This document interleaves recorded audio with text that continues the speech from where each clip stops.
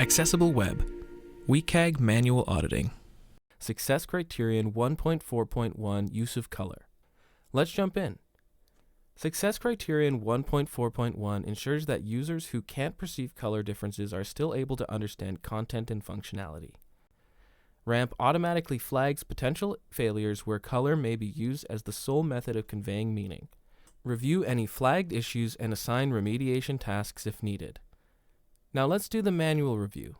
Analyze the page for elements that rely on color to communicate meaning, like indicating links, showing form errors, status messages, or identifying selected states. Confirm that these color-based indicators are supplemented with other visual cues, such as underlines, icons, or text labels. If color is used alone to identify links, check that the link color has a contrast ratio of at least 3:1 against surrounding text.